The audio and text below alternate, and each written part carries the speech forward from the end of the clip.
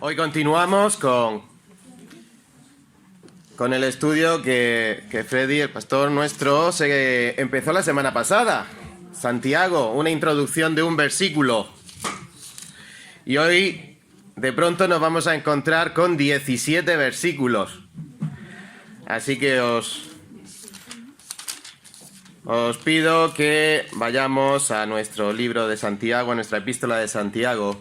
Pero antes vamos a tener una oración para poner estos momentos también en sus manos. Señor y Padre Santo, estamos contentos ahora de poder tener esta libertad y esta oportunidad de como iglesia poder abrir tu palabra en este libro, en esta epístola, Señor, que tantas cosas tienes que apuntar sobre tu voluntad para tu iglesia de Vista Alegre.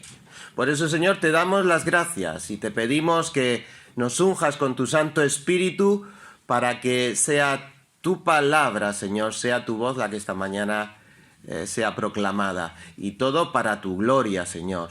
Y también te pedimos que tú nos guardes en luego poderla aplicar, ponerla por práctica, para que no solo seamos oidores, sino también hacedores de tu palabra. Esto te suplicamos en el nombre de nuestro Señor Jesucristo. Amén.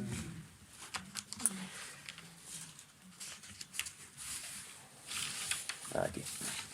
Muy bien, pues no sé si hace unos meses, entre el 23 y el 25 de enero, saltó a las noticias una noticia, valga la redundancia, que nos llamó mucho la atención. Y en uno de los titulares de un diario digital, esto es 20 minutos, decía: dimisiones, ceses y la lucha de Ucrania contra la corrupción. Las exigencias a Zelensky para seguir contando con Occidente. Resulta que parece ser que Ucrania tiene más de un problema, y no solo que sus enemigos es la invasión de la Rusia de Putin, sino que además otro enemigo es la corrupción que hay en la misma Ucrania. Y entonces en eso podemos decir que ese enemigo yo creo que lo tenemos todos. Y decía este artículo: Zelensky parece comprometido con esa batalla y este martes ha anunciado el cese de decenas de altos cargos, gobernadores, viceministros e incluso su sucesor adjunto, días después de anunciar que habría cambios en la cúpula del país tras varios escándalos en el seno del Ministerio de Defensa y la detención de un viceministro como por supuestamente aceptar sobornos. Es decir, que hace apenas un mes resulta que el enemigo está en casa. No solo lo tenemos desde fuera, sino que también lo podemos tener en casa. Y de alguna manera es lo que en esta mañana vamos a estudiar en la epístola de Santiago. Cuando no solo las cosas malas vienen de fuera a nosotros, sino también cuando de nosotros mismos también provocamos esas dificultades. Así que es lo que vamos a leer esta mañana, a estudiar esta mañana, y os invitaría a leer en la epístola de Santiago, capítulo 1. Vamos a volver a leer el versículo 1 por el contexto, pero vamos a hacerlo hasta el 18. Santiago, siervo de Dios y del Señor Jesucristo, a las 12 tribus que están en la dispersión, salud. Hermanos míos, tened por sumo gozo cuando os halléis en diversas pruebas, sabiendo que la prueba de vuestra fe produce paciencia. Mas tenga la paciencia su obra completa, para que seáis perfectos y cabales, sin que os falte cosa alguna. Y si alguno de vosotros tiene falta de sabiduría, pídala a Dios, el cual da a todos abundantemente y sin reproche, y le será dada. Pero pida con fe, no dudando nada, porque el que duda es semejante a la onda del mar, que es arrastrada por el viento y echada de una parte a la otra. No piense, pues, quien tal haga, que recibirá cosa alguna del Señor. El hombre de doble ánimo es inconstante en todos sus caminos. El hermano que es humilde, de humilde condición, gloríese en su exaltación. Pero el que es rico en su humillación, porque él pasará como la flor de la hierba. Porque cuando sale el sol, con calor abrasador, La hierba se seca, su flor se cae y perece su hermosa apariencia. Así también se marchitará el rico en todas sus empresas. Bienaventurado el varón que soporta la tentación, porque cuando haya resistido la prueba, recibirá la corona de vida que Dios ha prometido a los que le aman. Cuando alguno es tentado, no diga que es tentado de parte de Dios, porque Dios no puede ser tentado por el mal, ni él tienta a nadie, sino que cada uno es tentado cuando de su propia concupiscencia es atraído y seducido. Entonces la concupiscencia, después que ha concebido, da a luz el pecado, y el pecado, siendo consumado, da a luz la muerte. Amados hermanos míos, no erréis. Toda buena dádiva y todo don perfecto desciende de lo alto, del Padre de las luces, en el cual no hay mudanza ni sombra de variación. Él, de su voluntad, nos hizo nacer por la palabra de verdad, para que seamos primicias de sus criaturas. Hermanos, esta mañana me gustaría invitaros a considerar de qué manera podemos lidiar con éxito, por un lado, con las pruebas que nos vienen desde fuera, con las pruebas, pero por otro lado, de qué manera también podemos lidiar con las tentaciones, que son esos ataques que podemos provocarnos nosotros mismos a causa de nuestra naturaleza caída. Y ninguno de nosotros está exento a tener dificultades que nos vengan de fuera, y ninguno de nosotros está exento de tener que lidiar con esas tentaciones, con esos problemas que surgen de nosotros mismos. Y si no conseguimos lidiar con éxito, ¿qué es lo que hemos conseguido realmente? Frustrarnos, andar derrotados. ¿Y es posible que estemos en Cristo y andar derrotados? Pues para eso es lo que escribe Santiago esta epístola, para que ya sea que seamos atacados por fuera o desde dentro, seamos victoriosos. Así que 2 ataques y cómo soportar esos ataques con éxito. Los primeros versículos, los versículos del 3 al 11, veremos cómo lidiar con las pruebas. Y ahora veremos qué consisten las pruebas. Y en los versículos del 12 al 15 veremos cómo lidiar con las tentaciones. Y veremos también qué quiere decir tentaciones. Por el contexto, y por eso he leído el primer versículo, Santiago se estaba dirigiendo ¿a quién? Lo dijo Freddy la semana pasada, a los judíos que estaban en la dispersión, a los cristianos de trasfondo judío que estaban en la dispersión. Probablemente una dispersión, sí, que fue provocada por las primeras persecuciones que surgen enseguida y hace que una gran cantidad de cristianos con trasfondo judío, todavía seguramente hacía muy poquito o apenas se había empezado a predicar a los gentiles, así que la mayoría de los cristianos que había en aquel momento, por toda la dispersión, por todas las partes del imperio donde habían huido a causa de la persecución, eran cristianos de trasfondo judío. Por eso es una epístola, como también nos decía Freddy, con muchas referencias a el Antiguo Testamento, pero también a las enseñanzas de Cristo y al ministerio de Cristo cuando él anduvo por tierras de Palestina. Y nos dice el versículo 2, hermanos míos, tened por sumo gozo cuando os halléis en diversas pruebas, o en pruebas diversas. ¿Cómo? Esto, algo parecido ya estudiamos en la epístola de Pedro, que también les decía, ¿estás contentos? ¿Cómo? En las dificultades estar contentos. Os invito a que volváis a aquella primera epístola de Pedro que hemos estudiado para ver cómo las dificultades nunca estamos exentos de ellas. Y él le está diciendo, hermano, tened por sumo gozo. ¿Pero qué estás diciendo? ¿Cómo voy a estar gozoso? Gozoso, pues sumo gozo es un estado de regocijo, un estado de alegría, un estado de felicidad. Y esto, al que está experimentando, cuando estamos experimentando una dura prueba, puede ser un poco de decir, oye, no estás cachondeándote conmigo. Pero es que este gozo no es un estado de alegría producido simplemente como le gusta al mundo, que las cosas vayan bien para que todos estemos contentos. Para la lotería del Año Nuevo, no me ha tocado la lotería, por lo menos que tengamos salud para que estemos contentos y tengamos salud. No, aquí el gozo es que no lo provocan las circunstancias. El gozo proviene de Dios. En esas circunstancias, el gozo puede ser una mezcla de sentimientos. Si nos vamos a Mateo, al capítulo 28, versículo 8, vemos una secuencia en la que las mujeres van a ver el sepulcro y de pronto lo ven vacío y en ese momento tienen un sentimiento de gozo, pero leemos también que entonces ellas saliendo del sepulcro con temor y con gran gozo.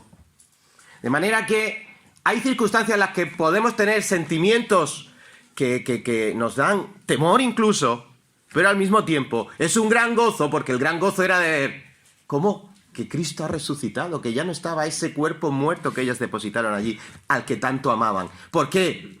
Porque había resucitado.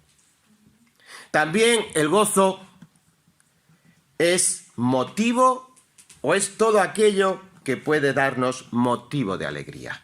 El gozo en circunstancias difíciles también puede ser motivo de alegría. Cuando estudiábamos Pedro apuntábamos aquello de cuando Jesús dice, lo mismo que la mujer cuando está de parto, ¿os acordáis? Pero por el gozo del nuevo ser que va a nacer, ella soporta con alegría ese dolor porque va a nacer un hijo, un hombre. Pues de igual manera, en 1 Tesalonicenses capítulo 2, versículos 17 al 20, el apóstol Pablo está escribiendo a aquella iglesia que estaba siendo perseguida y les estaba dando ese ánimo, porque a pesar de la persecución había motivos para estar gozosos. No por la persecución misma, sino por más motivos. Pero nosotros, hermanos, separados de vosotros por un poco de tiempo, de vista pero no de corazón, tanto más procuramos con mucho deseo ver vuestro rostro, por lo cual quisimos ir a vosotros, yo Pablo, ciertamente una y otra vez, pero Satanás nos estorbó. Había un anhelo de Pablo de ir a ver a sus hermanos, pero había ya mismo una lucha espiritual y el mismo Satanás había impedido que Pablo pudiera ver a sus amados hermanos. Y dice el versículo 19, porque ¿cuál es nuestra esperanza, o goza, o corona que me gloríe? ¿No lo sois vosotros delante del Señor Jesucristo en su venida? Vosotros sois nuestra gloria y gozo. Hermanos, que podamos decir, mis hermanos en Cristo son mi gloria y mi gozo, a pesar de las puras dificultades que pueda estar atravesando. Creo que esta mañana hemos tenido unos momentos hermosos para poder certificar que esto es así. Y si no tuviéramos una bendita iglesia en la que pudiéramos a veces llorar y otras veces reír, ya sea por las enfermedades, ya sea porque el caballo se espantaba de las chicas, pero gozo porque eso lo ha dado, te lo ha regalado el Señor.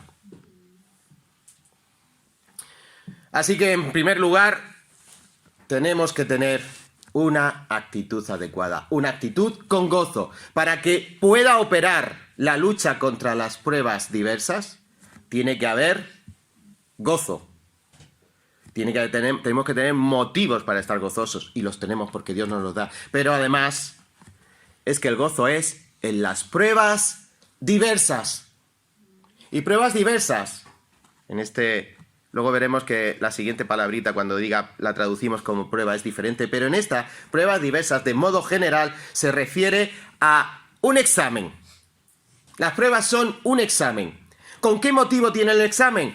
Pues el examen para someter a otro a prueba para conocer su verdadera naturaleza o carácter. Hermanos, hasta que no nos ponen el examen, ni nosotros mismos sabemos lo que sabemos. Y hasta que no nos ponen el examen y lo suspendemos, no sabemos que tenemos que estudiar más. Y hasta que no nos ponen el examen y lo aprobamos, es que no se prueba el carácter o de qué pasta estamos hechos. Sí, es a lo mejor una de las problemáticas que parece ser que hay hoy día en nuestra sociedad occidental, en la generación que ha venido después de la mía, de la nuestra, y es que los jovencitos parecen de gelatina. Cualquier cosita les hace daño.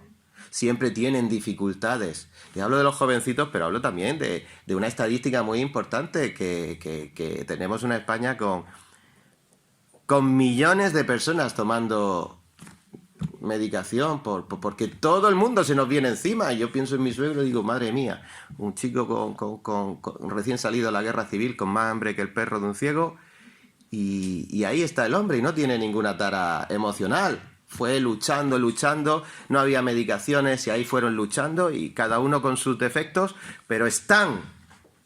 Y hoy día esto de las pruebas diversas, cómo nos está agotando la sociedad y cómo nos está agotando, hermanos. ¿Cómo son las pruebas diversas? Pues nos ponen a prueba, nos ponen el examen para ver de qué pasta estamos hechos. Y Dios es así como opera con sus hijos. Dice Primera de Pedro, capítulo 4, versículos del 12 al 13. Amados, no os sorprendáis del fuego de la prueba que os ha sobrevenido como si alguna cosa extraña os aconteciese, sino gozaos por cuanto sois participantes de los padecimientos de Cristo, para que también en la revelación de su gloria os gocéis con alegría. ¿Os acordáis de Primera de Pedro? Ahí estaba hablando de las pruebas de la persecución. Las pruebas por ser fieles. Pero aquí Santiago está hablando de otras diversas pruebas. Y en primer lugar es la prueba, ese examen que a veces es la enfermedad y bien dura. Otras muchas circunstancias que nos sobrevienen, queridos hermanos, y nos abruman, pero que son puestas por Dios para probar nuestro carácter y para templarnos. No sé si os gusta, veo de vez en cuando un programita de herreros y cómo tienen que forjar. Y para forjar hay que golpear, calentar, cada vez más, hasta que tienen que templar. Y cuando templan, le pasan la lima y dice, se ha quedado duro. Si no ha templado suficiente, más calor y más golpear, más calor y más golpear. Hermanos, esa es la técnica que Dios ha decidido también utilizar para con su pueblo. Que seamos puestos a prueba. Por eso tenemos que lidiar con las pruebas. ¿Para qué? Versículos de 3 al 11. Las pruebas son para capacitarnos. Para que no seamos una iglesia blandengue dentro de una sociedad blandengue. Porque tenemos que predicar. Y predicar muy firme y muy claro. Y nos dice, capacitarnos. Versículos 3 y 4. Sabiendo que la prueba de vuestra fe produce paciencia, mas tenga la paciencia su obra completa, para que seáis perfectos y cabales, sin que os falte cosa alguna. Cuando aquí nos dice la prueba de vuestra fe, ya no se está refiriendo a la prueba, al examen. Aquí es otra palabrita que podríamos traducir como el resultado del examen. Lo que has sacado en el examen, la prueba del examen. La prueba de la fe. ¿Qué resultado has sacado en ese examen? Pues aquí nos dice que la prueba de vuestra fe, es decir, el resultado de esa fe, es decir, veracidad probada, que realmente es un examen aprobado. Y es lo que precisamente hemos leído en la primera de Pedro, que los fuegos de la prueba iba a producir creyentes aprobados. Creyentes aprobados. Yo no quiero prueba. Pues no vas a probar. Yo no quiero dificultades. Pues el que te examina es el que pone la nota. Si no quieres examen, ya tienes asegurado el 0. Hay que presentarse al examen. La prueba de vuestra fe, es decir, el resultado de vuestra fe, produce paciencia. ¿Qué quiere decir paciencia? Resistencia. La paciencia, en este contexto, equivale a resistencia. ¿Os acordáis del que golpea y cada vez, y la forja hace? ¿Para qué? Para que el filo salga afilado y resistente. Para eso, ¿queremos ser resistentes? Tenemos que ser forjados. ¿Y cómo nos forja el Señor? En el fuego de la prueba. Nos dice Romanos 5:3 que el fuego de la tribulación o la tribulación produce paciencia. Toda la Escritura, todo el Nuevo Testamento nos va a hablar de lo mismo. ¿Qué quieres? ¿Paciencia? Tribulación. Señor, dame paciencia cuando dices a los chicos, dame paciencia para poderlo soportar. Pues toma, más chicos. Y cuanto más cabezón se te pone ese día para que no estás pidiendo paciencia, pues toma, más duro se te pone el chico. Cada uno habla por donde le llora el ojo. Señor, dame paciencia. Pero además, ¿la paciencia para qué? Nos habla Lucas 8:15, que, hablando del agricultor, que necesita paciencia para obtener el fruto. Para dar fruto, hermanos, no solo para soportar a los hijos o a los hermanos, los pastores también tienen que tener mucha paciencia para soportar a las ovejas cuando alguna es cabruela todavía, pero además, hermanos, para dar fruto necesitamos esa paciencia. ¿Quieres ser una persona, un creyente que esté dando fruto y fruto bueno? Gálatas 5, los frutos del Espíritu, el fruto del Espíritu. ¿Cómo puedo dar fruto y cada vez más fruto? Pues tienes que tener paciencia, tienes que tener resistencia.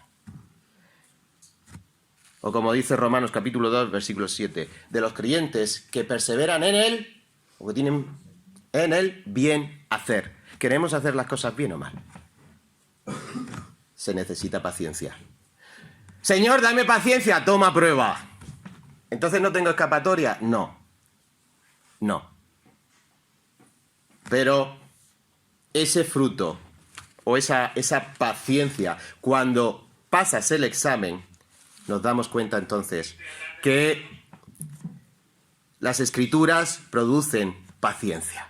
Hermanos, las Escrituras producen paciencia. No solo la prueba, pero como vemos en las Escrituras que nos enseñan acerca de la prueba, las Escrituras producen paciencia. Romanos 15:4. Porque las cosas que se escribieron antes, para nuestra enseñanza se escribieron, a fin de que por la paciencia y la consolación de las Escrituras, necesito paciencia, pero necesito consuelo, vea las Escrituras. Tengamos, ¿qué? Esperanza. Y cuando uno tiene esperanza, aún en la dificultad que tiene, gozo. ¿Veis cómo todo el círculo se cierra? Pero no solo la prueba necesita o va a producir paciencia. Otra cosa que nos dice es que para que seáis perfectos y cabales. Para que seáis perfectos y para que seáis cabales. ¿Qué quiere decir perfecto? Exactamente. Mister Olimpia no. O Miss Mundo no. Ahí esas perfecciones no son. ¿Qué quiere decir perfecto? Jonathan ha dicho, una de las definiciones de perfecto precisamente es un creyente maduro. Dice Efesios 4:13, hablando de los creyentes maduros, para que vayamos madurando, hermanos. ¿Cómo? Con la palabra, con la prueba. Maduros hasta que todos lleguemos a la unidad de la fe, todos creamos lo que dice la Escritura, la unidad de la fe y del conocimiento del Hijo de Dios. A un varón perfecto, que quiere decir un varón maduro, a la medida de la estatura de la plenitud de Cristo. La plenitud de Cristo y la estatura, ¿dónde están? Allá arriba. Pues fijaos si no tenemos que ir en aquella dirección. Progresivamente. Por eso esto es un producto que se va produciendo conforme se va padeciendo la prueba y conforme se va uno acercando a la Escritura cada vez más. Para que seáis perfectos. Otra traducción sería ser perfectos en el ámbito moral. El Señor decía, sed perfectos como mi Padre es perfecto. Hay que aspirar a esas cosas. No estar pensando en, ya lo haré, estoy en un proceso. No. Los procesos, en una cadena de producción, tú tienes que ver que si estás haciendo tornillos, por aquí entra el metal y por ahí tienen que salir tornillos. Si el proceso es que está en proceso, no, el tornillo tiene que salir. Mientras no salgan tornillos o por lo menos parte del tornillo hasta que se finalice, ahí no hay proceso ninguno. Ahí no hay nada. Cuidado, hermanos, porque para que haya tornillos tenemos que ser calentados y preparados y roscados. Devastados. Aquí lo habla el amo de los tornos y de las piezas metálicas. ¿Y cómo? Con calor, con fricción, con la prueba. Perfectos y cabales. ¿Y qué quiere decir cabal? Pues ya más o menos perfectos lo entendemos, maduros, genuinos, pero ¿y cabales? ¿Con sentido común? Hombre, Sería conveniente que todos tengamos sentido común, pero aquí cabales quiere decir aquella persona que es entera, íntegra. Es decir, hermanos, tú eres cabal por fuera y por dentro, la integridad personificada, por dentro y por fuera. Por dentro y por fuera. Y todo vuestro ser, espíritu, alma y cuerpo, sea guardado irreprensible, que no se te pueda reprochar nada por lo que eres por fuera ni por lo que eres por dentro. ¿Para qué? Hasta la venida de nuestro Señor Jesucristo. Eso es lo que dice 1 Tesalonicenses 5:23 sobre qué es ser cabal. Guardados irreprensibles, por dentro y por fuera, espíritu, alma y cuerpo. Bien, esto es para capacitarnos, las pruebas. Pero, ¿cómo nos capacitan las pruebas entonces? Si alguno de vosotros tiene falta de sabiduría, pídala a Dios, la cual da a todos abundantemente y sin reproche, y le será dada, pero pida con fe, no dudando nada, porque el que duda es semejante a la onda del mar, que es arrastrada por el viento y echada de una parte a otra. No piense, pues, quien tal haga, que recibirá cosa alguna del Señor, porque el hombre de doble ánimo es inconstante en todos sus caminos. ¿Cómo nos podemos capacitar? Para capacitarnos bien, ¿qué necesitamos? Algo que no tenemos. Sabiduría. Algo que en esta epístola vamos a ver, y sobre todo cuando, creo que será José, el hermano José Vera, cuando esté aquí, pues hablará precisamente del corazón de esta epístola, Santiago 3, del 13 al 18, que habla precisamente de la sabiduría que nos hace falta, que viene de lo alto. Porque si echamos mano de la sabiduría nuestra, la sabiduría terrenal, no nos lleva a ninguna parte. Y si nos lleva es a sitios equivocados. Entonces, la sabiduría, que no es otra cosa, pida sabiduría. ¿Tienes falta de sabiduría, Señor? Yo no sé cómo pegarme aquí en la prueba, no sé cómo enfrentarla. Pues eso es que te falta sabiduría. Y por eso aquí Santiago dice, te falta sabiduría, pídesela a Dios. Sabiduría es la capacidad de entender las cosas y, en consecuencia, actuar de una manera adecuada. No es de saberlo todo, es de saber, como decía aquel, lo que hay que saber para hacer las cosas como hay que hacerlas. Es el tema central de la epístola. Y como dice 1 Corintios 2:6, la sabiduría le pertenece a Dios. Y como le pertenece a Dios, pídesela. ¿Y cómo se la pido? Por aquí. Este es el conducto reglamentario. Hermanos, no hay otra. Y lo vamos a insistir un poquito más adelante. Pídale a Dios, pídala a Dios. Salmo 119, 18. Abre mis ojos para ver, ¿el qué? Las maravillas de tu ley. Pero antes de ver las maravillas de tu ley, ¿qué necesito? Que abras mis ojos. Es una petición, hermanos, constante que tenemos que hacerle al Señor. Abre mis ojos, porque yo por mí mismo no. Cada vez que nos subamos, cada vez que estemos en casa leyendo o acercándonos al libro, hermanos, abre mis ojos para ver las maravillas de tu ley. Señor, en mi carne yo no.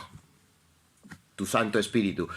Bendito sea Dios, como veíamos en Primera de Pedro. Otro de los motivos de estar gozosos, aún en las persecuciones, aún en las pruebas, y ya vamos a ver las tentaciones, ¿qué es? Que somos morada del Espíritu Santo, los creyentes. Maravilloso.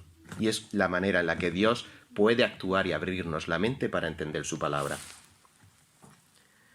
¿Y qué pasa cuando le pedimos a Dios sabiduría? ¿Qué nos ha prometido? Lo hemos leído. Y se la dará abundantemente y sin reproche. Abundantemente se puede entender también como sin reserva. No me quedo nada. No me quedo nada. Hace años conocimos a una persona que cuando te ofrecía los dulces de Navidad, te los ofrecía en una cajita, sacaba la cajita y entonces la ponía delante, abría y cuando habías cogido uno, ¡pum!, casi que te pillaba los dedos. Ya habías cogido tú uno, se lo ofrecía a otro, pero solo podías coger uno. No. El Señor dice, sin reserva. No te va a abrir la cajita, coge un poquito de sabiduría, ya se te ha acabado. Ahora le daré a otro. No, no, sin reserva. Y sin reproche, que quiere decir sin reprensión. Hubo una vez en el Evangelio donde el Señor tuvo que reprender a sus discípulos por su falta de fe. Y se habla la misma y se dice la misma palabra. Y les reprochó, ¿el qué? Que cuando habían resucitado no lo creían. Y les tuvo que reprender, el que no creyeran que él iba a resucitar. Pero ahora esos reproches se han acabado. El Señor quiere sabiduría, no te voy a decir, ¿has visto, tontico, cómo te hace falta sabiduría? No te lo dice. Sabe que te hace falta y Él te la da. Pídesela. Ahora bien, esto es si pedimos bien la sabiduría. ¿Y cómo la podemos pedir mal? ¿Sabéis que podemos pedir mal la sabiduría y el Señor no nos la da? Ah, no lo sabía. Bueno, por eso estamos leyendo Santiago. Porque aquí dice que eso puede ocurrir. Dice que el que duda, la segunda parte del versículo 6 al 8, el que duda es semejante a la onda del mar, que es arrastrada por el viento y echada de una parte a la otra. No piense, pues, que en tal haga que recibirá cosa alguna del Señor. El hombre de doble ánimo es inconstante en todos sus caminos. ¿Cómo puedo pedir mal la sabiduría? Dudando. Así que no dudes. Dudar es estar inseguro. No, yo no tengo cabecita. No, yo no tengo... Si como siendo completos ciegos espirituales, muertos espirituales, Dios a través de su Santo Espíritu nos pudo dar la resurrección a través de Cristo y alumbrar en nosotros la fe para salvación, ¿cómo no nos va a dar? Si Él nos ha dado a su Hijo, ¿cómo no nos va a dar con todas las cosas? Así que no pongamos excusa, no dudemos, la sabiduría es para nosotros también. Por eso, no dudando, porque dudar es estar inseguro. ¿Y cómo puedo dejar de estar inseguro? ¿Cómo puedo dejar de estar inseguro? Mirad, en Hechos capítulo 10, versículo 20, Pedro tenía dudas de juntarse con el centurión, y el Espíritu Santo que moraba en Pedro le dijo, ve con estos hombres, no dudes. Hermanos, ese mismo Espíritu nos ayuda a no dudar. Vivamos en el Espíritu. Seamos llenos del Espíritu Santo, como nos dice Efesios. Y es así como las dudas empiezan a disiparse. ¿Cómo puedo dejar de dudar? Ten fe. Romanos 14, 23 nos habla que la duda es echada a través de la fe. Hermano, ¿tienes fe? Sí, el Señor alumbró la fe cuando creí. Pues sigue buscando esa fe, sigue insistiendo, perseverando, como hemos visto en la fe. ¿Cómo puedo dejar de dudar? Déjate convencer. Dice Judas, el versículo 22. Convenced a los que dudan, exhortando Judas a los hermanos y a los falsos maestros que habían por todos sitios, que ponían la duda incluso en los creyentes. Convenced a los que dudan. Busca, hermano, busca, hermana, hermanos maduros, para que tengas conversaciones espirituales y consistentes con ellos. Ellos son los que te van a animar por la palabra, por la madurez de sus vidas, a decir, me sacan de las dudas. Porque dice Santiago que hay un peligro. Hay un peligro si eres inconstante. Inconstante quiere decir, como hemos leído, los inconstantes. Inconstante quiere decir sin control. Quiere decir inestable.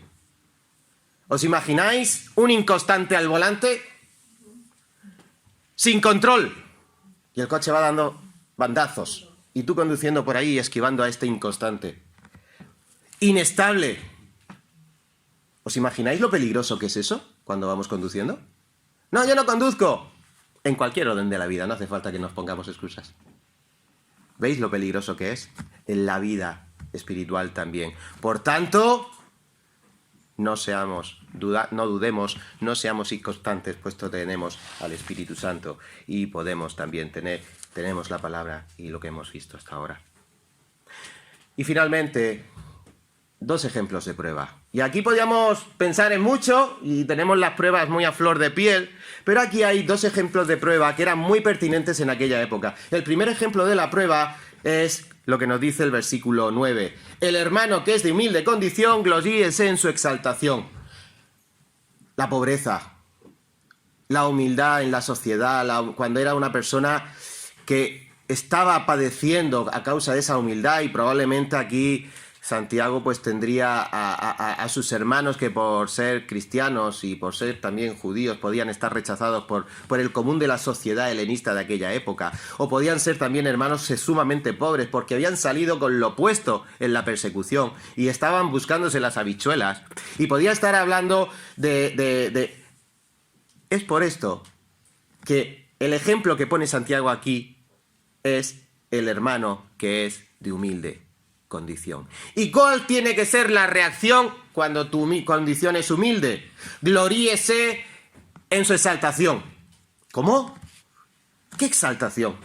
Gloriarse es hacer alarde, es enorgullecerse, es jactarse. Y gloriarse es una palabra neutra. Si te glorías de las cosas buenas, es bueno, pero también te puedes jactar o gloriar de cosas malas, y eso es malo, que es como encontramos en Santiago capítulo 4, versículo 16. 4:16 nos dice, cuando no sabéis lo que será el día de mañana... 4:16 o será 3:16. 4:16. Pero ahora os jactáis en vuestras soberbias. Toda jactancia semejante es mala. La palabra es la misma.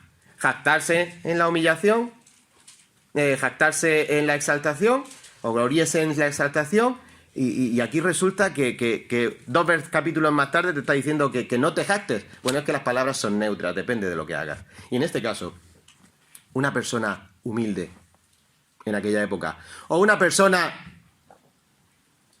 en una prueba dificilísima, durísima, cualquiera de nosotros, nuestras queridas hermanas que están atravesando esta difícil enfermedad, ¿en qué se pueden gloriar?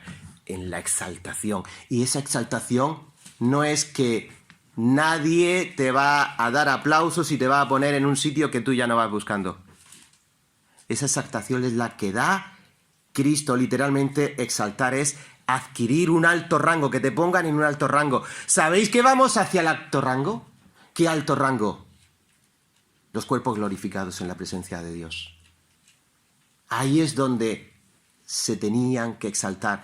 Todo tiene un final y es glorioso para el creyente. Por tanto, esa gloria, esa exaltación es lo que les tenía que motivar para superar esa prueba y tener gozo en la prueba. Como se dice vulgarmente, no hay mal que 100 años dure. Es que no hay nada de lo que podamos aquí atravesar que Dios no vaya a determinar exaltarnos en el Señor Jesucristo. Pero hay otro tipo de prueba. Y esa prueba también estaban ahí los hermanos con peligro de pasarla. Y esa prueba se nos pone a nosotros a diario y puede ser muy peligrosa también. Y es la prueba que dice, a los ricos, cuidado, que se gloríen en su humillación. Yo no soy rico. Bueno, aquí es todo cuestión de compararse. Quien ha venido de otro continente con una mano atrás y otra delante jugándose el pellejo y al final termina durmiendo en una estación de tren a 5 grados bajo cero, pues me imagino que te dirá, tú no serás rico, pero lo disimulas muy bien. Vas a comer caliente, vas a dormir en una cama, que no pagas calefacción, bueno, pero si tienes mantas y a cubierto que no te pille el viento helado de la noche.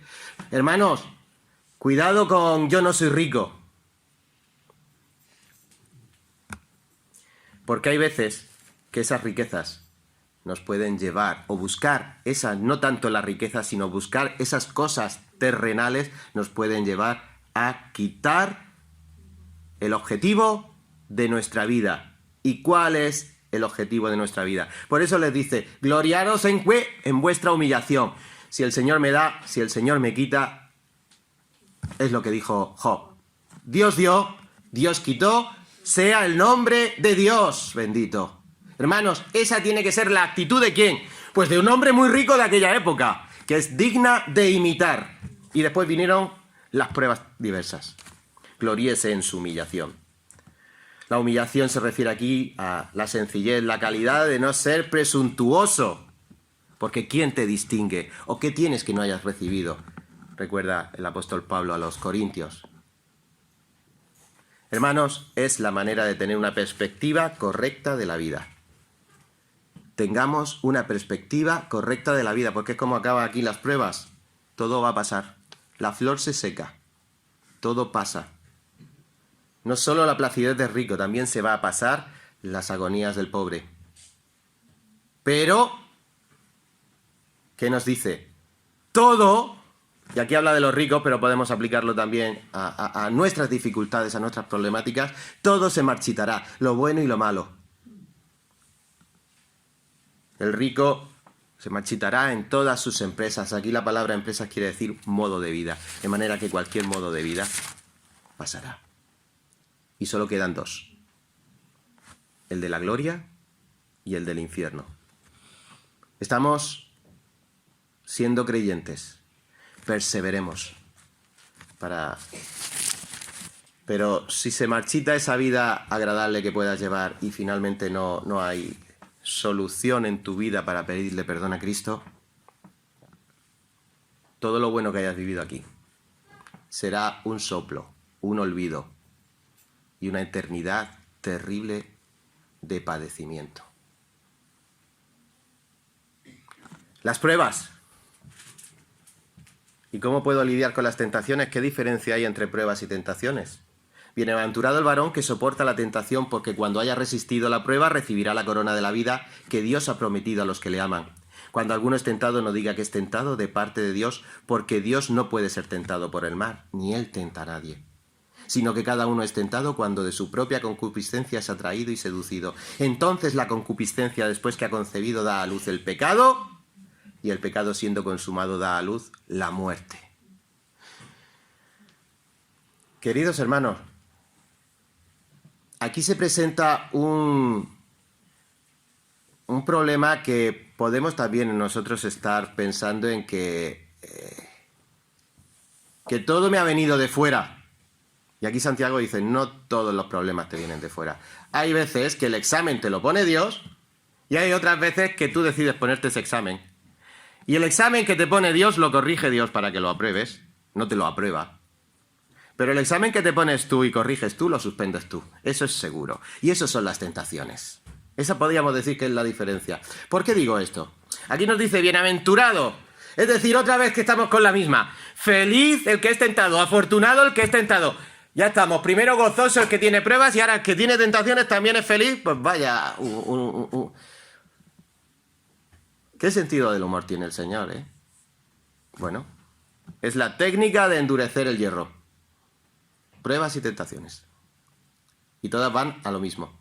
Bendito, afortunado. Y hace referencia aquí al Sermón del Monte. Si nos vamos al capítulo 5, como decía Freddy, los versículos 4, el 10, el 11, nos habla precisamente de los que padecen las pruebas. Pero dice, bienaventurado, ¿cuándo? Cuando haya resistido la prueba. Es decir, aquí prueba es lo mismo que decíamos antes. Prueba aquí se refiere al examen aprobado, a la nota. Cuando haya resistido la prueba, cuando ya tenga la nota de aprobado, de apto. Cuando su veracidad sea aprobada. Cuando haya sido considerado apto. Hermanos, como decía, el examen lo pone Dios y lo corrige Dios. Por eso tenemos que diferenciar entre prueba y tentación. Y resulta que el Señor utiliza la misma palabra. En griego, prueba y tentación son la misma palabra. Pero, según en el contexto, se entiende de una manera o de otra. Tentación o prueba. Prueba ya hemos dicho que era un examen. ¿Con qué finalidad? Con la finalidad de probar un carácter. Mientras que la tentación es tratar de hacer caer a alguien en una trampa. ¿Y los griegos usaban la misma palabra? Pues vaya lío. Bueno, son palabras polisémicas, se llaman. Eso los críos lo tienen que saber. Nosotros ya nos cuesta un poco más trabajo volver a eso, pero podemos entender que hay palabras que muchas veces utilizamos en contextos diferentes, con significados diferentes. Es lo que ocurre aquí. Cuando el Señor nos habla en el versículo 13, cuando alguno es tentado, no diga que es tentado de parte de Dios. Aquí se podría decir, cuando uno es probado, no diga que es probado de parte de Dios. De manera que, ¿cómo podríamos entender este versículo para que ya nos quede un poquito más sencillo? Pues yo he hecho una paráfrasis que podríamos decir: cuando eres probado por Dios para conocer tu verdadera naturaleza o carácter, la prueba que hemos visto, no digas que eres tentado de parte de Dios para hacerte caer en una trampa. ¿Entendéis? Porque Dios no puede ser tentado por el mal para hacerle caer en una trampa, ni Él tienta a nadie para hacerle caer en una trampa. ¿Nos queda claro? Y esa es la diferencia que aquí se establece. Por eso, no te pongas un examen porque lo suspendes seguro. Y es lo que nos dice aquí el versículo 14. El versículo 14 dice: cada uno es tentado cuando de su propia concupiscencia. No es Dios el que te pica, eres tú de tu propia concupiscencia. Eres atraído y seducido. ¿Qué quiere decir atraído y seducido? Pues atraer es llevar al engaño. Y seducir es precisamente atraer hacia el pecado. Con la primera te atraen, con la segunda te cazan. Por eso, si os vais al libro de Proverbios, a capítulo 7, a partir del versículo 7, nos habla de cómo un joven va por la ciudad y sale una prostituta que lo embauca, que le dora la píldora y al final él va como un cordero al degolladero, dice el escritor de Proverbios. Que le empieza a poner: ¡ay, qué guapico que eres! ¡Hay que leerlo! No lo vamos a hacer por amor al tiempo. Pero esa es la manera en la que el pecado que llevamos dentro sale y nos mete en un problema. No te pongas un examen. Ucrania tiene sus problemas con sus enemigos externos, pero la corrupción es suya, como veíamos al principio. Y a ti te puede pasar y a mí me pasa lo mismo. Es atraído y seducido. ¿Por qué? Por su propia concupiscencia. Hermanos, hemos salido del pecado no para seguir practicando el pecado, pero todavía tenemos esa naturaleza en nuestro interior. Y concupiscencia tiene que ver con lujuria, con lascivia, con deseo, con actos sexuales. Pero no siempre el problema está en los pecados sexuales. Y 1 Timoteo habla de los codiciosos, de los que van buscando ser ricos. Eso también puede ser un problema que salga de nuestra concupiscencia. O nuestra concupiscencia también son las pasiones juveniles, los jóvenes, que les gusta todo y probarlo todo. Bueno, pues aquí también hay para ellos. ¡Qué gran músico es el diablo! Sabe el tipo de música que te gusta y te toca para sacarte a bailar. Hermanos, así es. Y eso surge del interior. ¿Y quiénes son los que terminan cayendo en esas concupiscencias? Pues aquí nos habla de los inconstantes, que también lo vemos en 1 de Pedro, capítulo 2. Son aquellos que son, como hemos visto, ¿qué? Inestables, débiles, que cambian de opinión. Pero no pensemos que solo son los inconstantes. Sí me gustaría leer con vosotros 2 de Pedro, capítulo 2, versículo 18, porque no solo los inconstantes pueden caer. Dices 2 de Pedro 2, 18, pues hablando palabras infladas y vanas, está hablando de los falsos maestros, seducen con concupiscencias de la carne, es decir, hablan para que tu carne y la mía, que tiene también lo suyo, pues seducen con concupiscencias de la carne y disoluciones a los que verdaderamente habían huido de los que viven en el error. ¿Y quiénes son los que verdaderamente habían huido del error? También los creyentes tenemos nuestras concupiscencias y pueden venir a tocarnos música celestial. Y es música tañida por el instrumento del diablo para que caigamos. Así que, ¿qué tendríamos que hacer? Reconocer cuáles son nuestras concupiscencias, cuáles son nuestros puntos débiles, cuál es nuestro talón de Aquiles para estar alerta.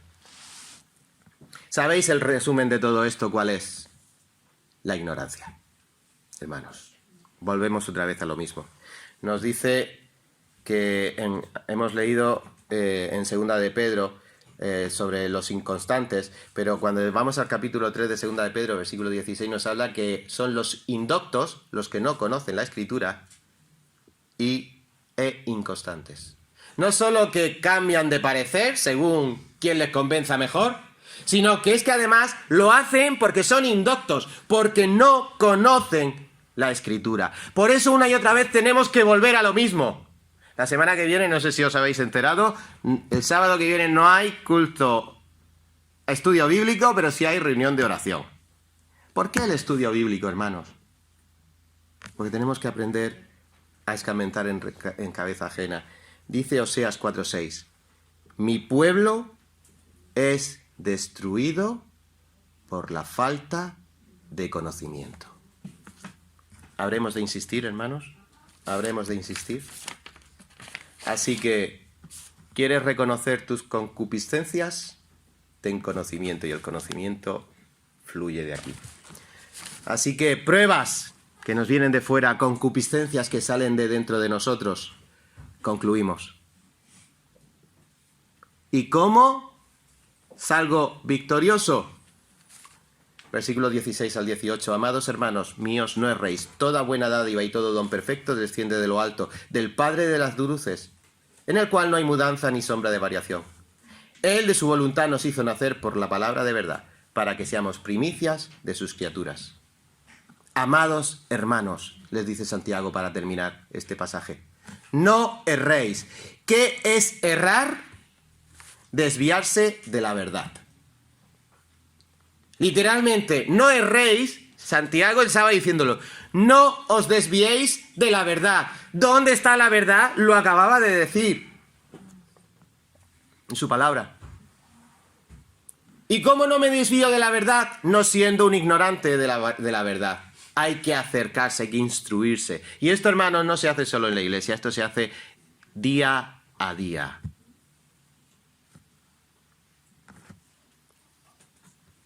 Hermanos míos, no erréis. Y, querido amigo, si no eres de Cristo y no conoces la verdad, ten por seguro que estás errando. Y el error es garrafal y de consecuencias horribles y eternas. Solo la palabra del Señor te puede llevar a la luz, como vamos a ver ahora. ¿Y cómo nos ayuda el Señor? ¿Cuál es la asistencia de Dios en las pruebas y tentaciones? ¿Cómo podemos concluir? ¿Cómo, Señor, me vas a echar una mano? Pues el Señor aquí en el versículo 17 nos habla de dos formas. Una por su providencia y el otro por su palabra. Veamos su providencia muy brevemente. La providencia, aquí nos habla todo don perfecto. Pues aquí se está refiriendo a toda donación y a todo regalo perfecto. Ya hemos visto lo que era perfecto. Perfecto nos recordaba lo genuino, perfecto nos recordaba lo que estaba completo, pero perfecto también todo lo que el Señor nos dona o todo lo que el Señor nos regala, y pensemos en cualquier cosa física, material o espiritual, es perfecto. ¿Y qué quiere decir perfecto? Que cumple el propósito para lo cual el Señor lo manda. Y mi enfermedad cumple el propósito para lo que el Señor lo manda. Y mis hijos cumplen el propósito para lo que el Señor lo manda. Y mi trabajo, lo mismo. Y mi no trabajo, lo mismo. Cumple el propósito para lo que Dios lo manda. Ya.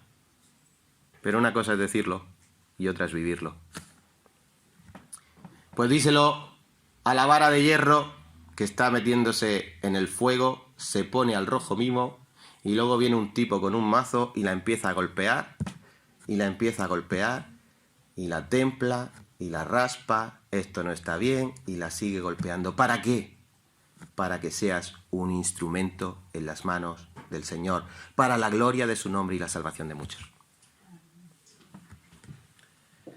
Lo siento, me gustaría hablar de otra cosa, pero resulta que Santiago aquí lo que desvela es la estrategia del Señor para hacer de Vista Alegre una iglesia de hombres y mujeres, jóvenes y niños santos.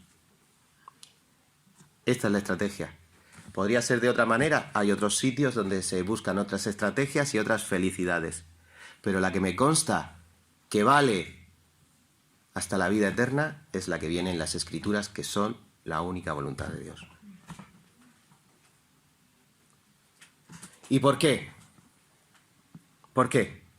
porque todo esto se basa en Dios mismo. Y como hemos leído, en Dios, que no hay mudanza ni sombra de variación. Es decir, no hay mudanza. Dios no cambia de posición. No hay sombra de variación. Sombra ahí quiere decir, no hay ni siquiera un eclipse. Hay veces que el sol está y se eclipsa su luz. Pues ni siquiera a Dios nadie le eclipsa. Nada lo eclipsa. Él es siempre. Porque yo, el Señor, no cambio. Por eso vosotros, hijos de Jacob, no habéis sido consumidos. ¿Os acordáis de Malaquías capítulo 3, versículo 6? Es que Dios no cambia. Y porque Él no cambia, vosotros no habéis sido consumidos. Pero también por las cosas inmutables en las cuales es imposible que Dios mienta, los que hemos buscado refugio, seamos grandemente animados para asirnos de la esperanza puesta delante de nosotros. Hebreos 6:18. No solo que Él no destruyó a su pueblo a pesar de sus pecados, pero es que a los que hemos sido salvos, como es inmutable nuestra salvación y nuestra esperanza es inmutable, la esperanza puesta delante de nosotros.